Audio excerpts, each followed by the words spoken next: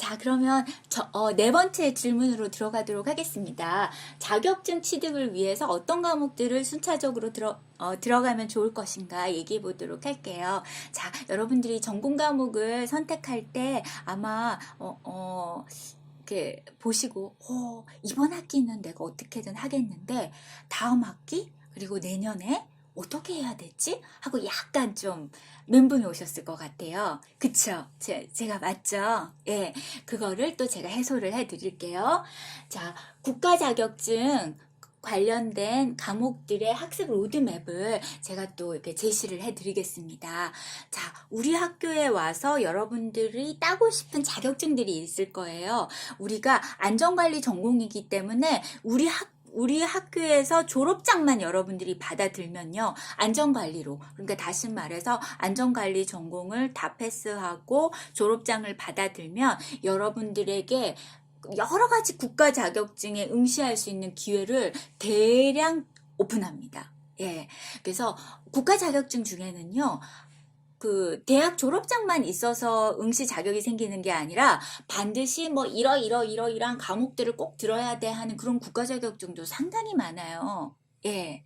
뭐 예를 들면 그 보건교육사 같은 경우도 국가 자격증인데 보건교육사 같은 경우는 뭐 대학 다니면서 필수 6과목 선택 뭐 9과목 뭐 이런 식으로 해가지고 뭐 그 학위도 따야 되지만 대학 졸업장도 따야 되지만 대학 다니면서 꼭 들어야 되는 과목들이 너무 많아요. 그리고 사회복지사 이런 것도 마찬가지고요. 예, 거기는 졸업장은 필요 없지만 뭐 들어야 되는 과목들이 꼭 있고 뭐 이렇거든요. 근데 다행히 정말 이과 베이스의 이 공학 베이스들은 참 쿨한 것 같아요. 그래서 그런지 그냥 과목의 제한은 없어요. 과목의 제한은 없어요. 그냥 안전관리 전공으로 여러분들이 그냥 안전공학사 학위만 따시면 이러한 자격증에 다 응시할 수 있어요. 산업안전기사, 건설안전기사, 인간공학기사, 그리고 또 넘겨보시면 그다음에 산업위생관리기사, 환경위해관리기사, 산업안전지도사 그리고 뭐 또 등등 있겠지만 대표적으로 요 정도 이것들을 딸 수가 있거든요.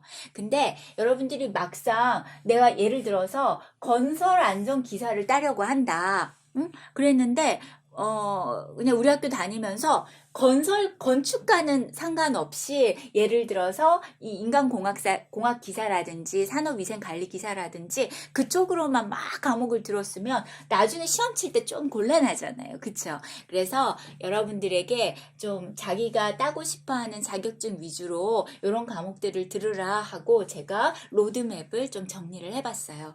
근데 이 로드맵은, 조금 내년쯤에는 바뀔 수도 있을 거예요. 왜냐하면 제가 과목을 조금 변동시키려고 하거든요. 왜냐하면 제가 이렇게 찬찬히 보니까 여러분들이 자격증을 따려고 하면 또 반드시 필요한 과목이 있고 성격이 있는데 그런 것들이 지금 좀 결여된 부분도 있지 않나. 하여튼 제 고민이 많아요. 여러분들이 반드시 자격증을 성공적으로 따야 되기 때문에 이제 항상 고시 공부하고 연구해야죠. 그게 제 책임 교수의 이제 임무라고 생각을 합니다. 근데 어쨌든 현재 상태는 이렇게 되어 있고요.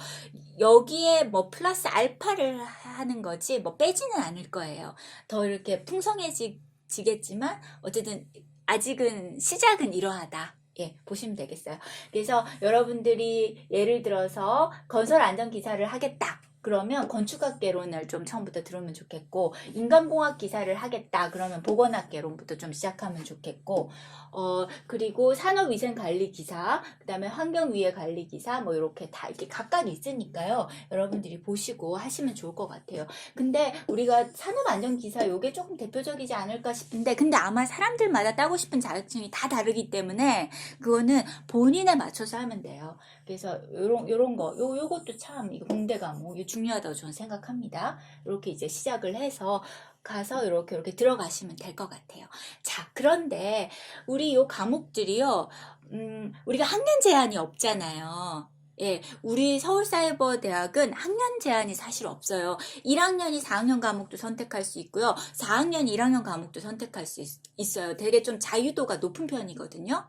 예, 그런데, 어, 그러다 보니까 학생들이 막 1학년 과목, 3학년 과목, 뭐 2학년 과목, 4학년 과목 막 동시에 듣고만 하는 사람들이 굉장히 많습니다. 그리고 그렇게 해도 성공적으로 다 하고요. 예를 들면 제가 뭐 강의하는지 아마 조금 궁금하실 것 같은데 저는 지금 해부생리학이랑 병리학 이거 제 과목이거든요.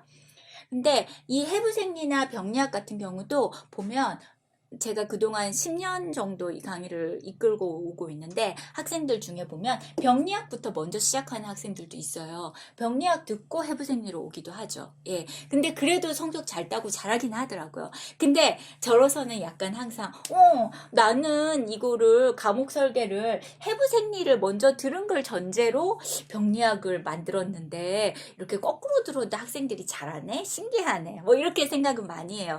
그래서 사실은 이 해부생리랑 병리학 관계는 이 선후 관계가 아주 분명한 과목은 아니에요. 요거는 이렇게 조금 거꾸로 들어도 크게 상관은 없지만 그래도 뭐 가능하면 뭐 그냥 이렇게 요 순서대로 하면 더 좋은 그 정도인데요. 여기 요 많은 과목들 중에서 보면은요, 선후 관계가 분명한 과목들이 있어요. 그런 것들은 여러분들이 조심을 해줘야 되거든요. 예를 들면 요 특히 완전 공학 과목들이 좀 그래요. 왜냐하면 공학 수학 때문이죠. 공학 수학 이런 것 때문에. 네. 물론 요거는 우리 안전관리의 그 전공 과목이 아니기 때문에 여러분들이 안 듣고 지나갈 수도 있는데 안 듣고 요거로 가도 되기는 해요. 하지만 조금 어렵지 않을까라는 생각이 들어서 여러분들에게 좀 이렇게 권장을 한다면 요 가로가 되어 있는 공학수학이나 전자기학, 요건 이제 전기전자학과에 가면 과목이 있거든요. 이런 것들을 좀 듣고 이쪽으로 넘어오면 여러분들이 공부를 순차적으로 해가기에 편하실 거예요. 예, 그래서 그거를 강조드립니다. 그래서 여기 전기기기, 뭐 회로 이론 이런 걸로 바로 탁 들어가지 마시고 요 개론 과목 들으시고 그 다음에 뭐 우리가 여유가 있잖아요. 학점에 여유가 있어요. 여러분들이 졸업하려면 140학점 채워야 되기 때문에 그리고 3학년이라도 하더라도 70학점 채워야 되기 때문에 그러니까 학점에 여유가 있다고요. 그렇기 때문에 공학, 수학, 전자, 기하 이런 과목들, 요게 기초 과목이에요. 나름 기초 과목들을 듣고 여기로 가시는 게 좋겠다는 거죠. 예, 요것도 기계 쪽도 마찬가지고. 예, 그래서 그 정도는 좀 유의해서 이제 하시면 좋을 것 같습니다.